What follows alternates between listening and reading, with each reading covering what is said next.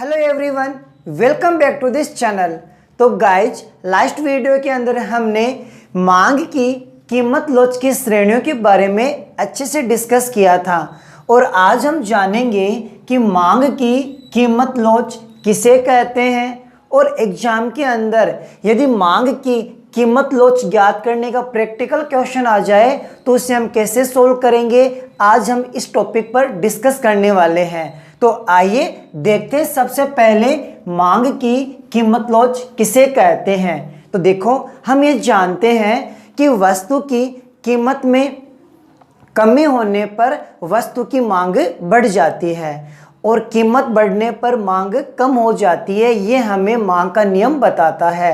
लेकिन मांग का नियम ये नहीं बताता है कि कीमत में कितना प्रतिशत परिवर्तन होने पर वस्तु की मांग में कितना प्रतिशत परिवर्तन हो जाता है, और इसलिए यह हमें बताएगा मांग की कीमत लोच। तो मांग की कीमत लोच हमें यह बताएगा यदि कीमत में इतना प्रतिशत परिवर्तन हो जाए तो वस्तु की मांग में इतना प्रतिशत परिवर्तन होगा। तो आइए देखते हैं इसकी परिभाषा। तो देखिए, मांग की कीमत लोच किसी वस्तु की कीमत में परिवर्तन होने से उसकी मांग में होने वाले परिवर्तन की दर को मापती है। यानी कि वस्तु की कीमत में परिवर्तन होने पर वस्तु की मांग में कितना परिवर्तन होगा, इस दर को कौन मापेगी? हमारी मांग की कीमत लोच। और मांग की कीमत लोच को ज्ञात करने का फॉर्मूला दे रखा है, सिंपल सा दे रखा है कि मांग में अनुपातिक परिवर्तन बटे कीमत में अनुपातिक परिवर्तन। ये आप हिंदी में याद कर सकते हो या फिर डायरेक्ट हमें इंग्लिश में दे रखा है Q1 माइनस Q बटे Q इंटू P बटे P1 माइनस P। तो यहाँ पे Q1 का मतलब हो जाता है वस्तु की नई डिमांड, मतलब नई मांग। Q का मतलब हो जाता है वस्तु की जो पुरानी डिमांड है वो।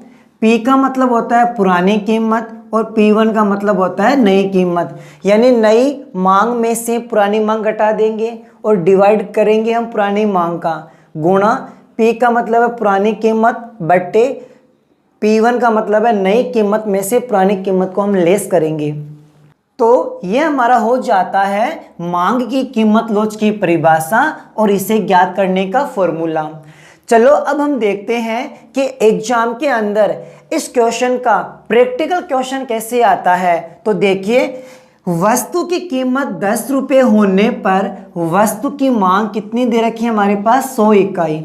यदि वस्तु की कीमत घटकर 8 रुपये हो जाती है तो वस्तु की मांग बढ़कर 120 इकाई हो जाती है और हमें पूछा है कि इसकी कीमत लोच ज्ञात कीजिए।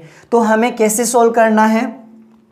सबसे पहले लिखेंगे यहाँ पे कीमत और यहाँ पे लिखेंगे मांग।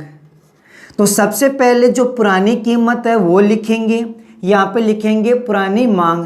पुरानी कीमत कितनी दे रखी है? 10 रुपये। पुरानी मांग कितनी दे रखी है? 100 इकाई। फिर लिखेंगे P1 का मतलब है नई कीमत, Q1 का मतलब है नई डिमांड। तो कीमत कितनी है? न्यू 8 रुपये और नई डिमांड कितनी है? 120 रुपये। अब हम डायरेक्ट क्या करेंगे? कीमत लोच का फॉर्मूला लगा देंगे। कीमत लोच का फॉर्मूला क्या है? Q1 माइनस Q बटे Q गुणा P बटे P1 माइनस P। एग्जाम के अंदर ये बहुत बार क्वेश्चन पूछा गया है कि प्रैक्टिकल रूप में हमें मांग की कीमत लोच ज्ञात करनी हुई है, हमें 3 नंबर का 4 नंबर क्वेश्चन पूछा जाता है। तो मोस्ट इंपॉर्टेंट क्वेश्चन है, इसको अच्छे से देखना है और अच्छे से इसकी तैयारी करनी है। तो अब देखिए, Q1 की जो वैल्यू कितनी दे रखी है? 120 माइनस Q की वैल्यू हमें दे रखी है 100, डिवाइड में हम जो Q की वैल्यू कितनी दे रखी है 100 लिख देंगे, गुणा P की वैल्यू हमें दे रखी है 10 बटे P1 की वैल्यू हमें दे रखी है 8 रुपये माइनस P की वैल्यू दे रखी है 10 रुपये। तो 120 में से हम 100 घटा देंगे, हमारे पास बचेंगे 20 बट्टे में दे रखा है हमारे पास 100 गुणा 10 बट्टे 8 में से 10 जाएंगे तो माइनस के कितने बचेंगे? 2।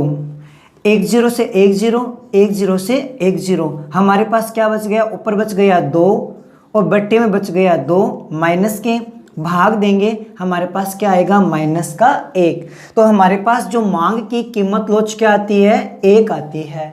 और इसमें साथ में ये भी पूछा जाता है कि मांग की लोच की श्रेणी कौन सी है। हम ये जानते हैं यदि कीमत लोच 1 के बराबर आती है वो हमारी कौन सी होती है, इकाई की लोच के बराबर होती है। तो ध्यान रखना है मांग की कीमत लोच हमेशा किस में आती है, माइनस में आती है, क्योंकि कीमत और मांग में कौन सा संबंध होता है, ऋणात्मक संबंध होता है। इसलिए मांग की लोच किस में आती है, हमेशा ऋणात्मक में आती है। तो आज हमने मांग की कीमत लोच क्या होती है, इसका क्या फॉर्मूला है, इसके बारे में अच्छे से देखा था। उसके बाद एग्जाम के अंदर इसका प्रैक्टिकल क्वेश्चन किस टाइप से आ सकता है उसके बारे में हमने डिटेल से जाना है। तो आई होप आपको आज का वीडियो अच्छे से समझ में आया होगा। अगर वीडियो पसंद आए तो प्लीज़ वीडियो को लाइक करना है, शेयर करना है और चैनल को सब्सक्राइब करना है। तो गाइस मिलते अगली वीडियो के अंदर। Thank you so much.